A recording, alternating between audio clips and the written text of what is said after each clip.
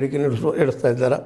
ಇನ್ನು ಮಹಿಳಾ ಮೀಸಲಾತಿ ಹೇಗೋ ಈಗ ಮಾಡಿದ್ದೀರಿ, ಅದರಲ್ಲಿ ಹಿಂದುಳಿದ, ಅತಿ ಹಿಂದುಳಿದ ಅಥವಾ ಇನ್ನೊಂದು ಮೈನಾರಿಟಿ, ಹಿಂದುಳಿದ ಮತ್ತು ಮೈನಾರಿಟಿ ಅವ್ರಿಗೆ SC ST ಇದ್ದು ರಿಸರ್ವೇಷನ್ ಎಷ್ಟು ಕೋಟ್ಲ ಸೀಟು ಇಟ್ಟದು ಅದಾವೆ. ಈ ಒಂದು ಮಾಪ ಪ್ರಕಾರ ಇವತ್ತಿನ ಒಂದು ಏನಪ್ಪ ಅಂದರೆ ಕೌಂಟರ್ ಪ್ರಕಾರ, ಸಮೀಕ್ಷೆ ಪ್ರಕಾರ ಎಷ್ಟು ಮಟ್ಟಿಗೆ ಇವರು OBC ಇದ್ದಾರೆ ಅವ್ರಿಗೆ ಆ ಪ್ರಮಾಣದಲ್ಲಿ, ಜೊತೆಗೆ ಮೈನಾರಿಟಿ ಎಷ್ಟದ ಅವ್ರಿಗೆ ಆ ಪ್ರಮಾಣದಲ್ಲಿ ನೀವೇನು ಮಾಡ್ರಪ್ಪ ಮಹಿಳಾ ಮೀಸಲಾತಿ ಹಂಚ್ರಿ ಅನ್ನುವಂಗೆ ಹೇಳ್ತಾ ಇದ್ದಾರೆ. ಮುಂದೆ ಆದಮೇಲೆ OBC ಮತ್ತು ಮೈನಾರಿಟಿಗಳಿಗೆ ರಾಜಕೀಯ ಮೀಸಲಾತಿ ಅದು ಸೀಟ್ಗಳು ಹಂಚಿಕೊಳ್ಳುವಂಥದ್ದು ಇದು ಆಗಬೇಕು ಅನ್ನೋಂಥ ಬೇಡಿಕೆ ನೀಡ್ತಾ ಇದ್ದಾರೆ.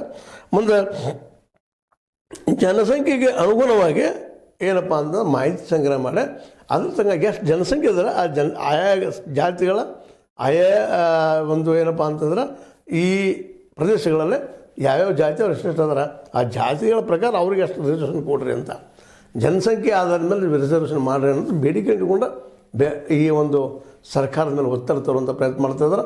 ಆ ಒಂದು ಸಭೆಯಲ್ಲಿ ಇವತ್ತು ಸಿದ್ದರಾಮಯ್ಯನವರು ಭಾಗವಹಿಸ್ತಾ ಇದ್ದಾರೆ ಅಂತ ಒಂದಿಷ್ಟು ವರದಿಗಳಿದ್ದಾವೆ ಬರ್ತಾ ಇದ್ದಾರೆ ಅಂತೇಳಿ. ಅಂದರೆ ಇದರ ಅರ್ಥ ಏನಪ್ಪ ಅಂತಂದ್ರೆ ಏನು ಕರ್ನಾಟಕದಲ್ಲಿ ಈಗ ನಿಮಗೆ ಗೊತ್ತದೆ BJP ಇದ್ದಿದ್ದು ಒಂದು ಏನಪ್ಪ ಅಂದ್ರೆ ಸ್ಟ್ರಾಟಜಿ ಅದು ತಂತ್ರವನ್ನು ಹೆಣೆದುಕೊಂಡದ. ಒಂದೇದು ಏನು ಹೆಣೆದುಕೊಂಡದಪ್ಪ ಅಂತಂದ್ರೆ ಅದು ಲಿಂಗಾಯತ್ ಮತ್ತು ಒಕ್ಕಲಿಗ ಸಮುದಾಯದ ಎರಡೂ ಲೀಡರನ್ನು ತೊಗೊಂಡಿದ್ದಾರೆ.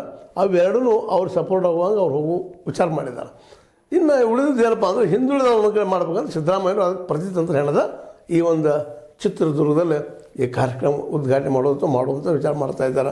ಈ ಹಿಂದುಳಿದ ಜಾತಿ ಮತ್ತು ದಲಿತ ಮತ್ತು ಜೊತೆಗೆ ಮೈನಾರಿಟಿ ಜನರ ಒಂದು ಪರವಾಗಿ ಈ ಒಂದು ಏನಪ್ಪ ಅಂತಂದ್ರೆ ಮೀಟಿಂಗ್ ಕರ್ತಾರೆ, ಸಭೆ ಕರ್ತಾರೆ.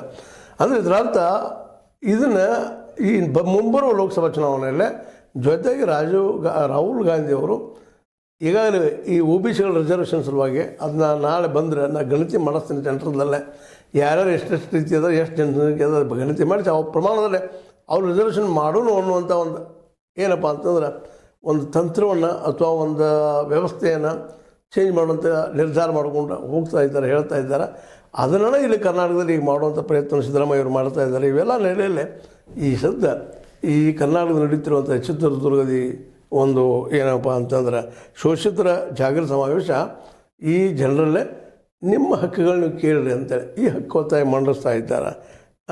ನಮ್ಮ ಈ ಒಂದು ಶೋಷಿತ ವರ್ಗದವರು, ಶೋಷಿತ ಅಂದ್ರೆ ಗೊತ್ತದ ಅನ್ಯಾಯಕ್ಕೆ ಒಳಗಾದಂಥವ್ರು ಅಂತೇಳಿ ಆ ಜನ ಇದ್ದಿದ್ದು ಇವತ್ತು ಒಂದು ಕಡೆ ಬಂದ್ಕೊಂಡು ಒಂದು ಪ್ಲಾಟ್ಫಾರ್ಮ್ ರೆಡಿ ಆಗಿದೆ.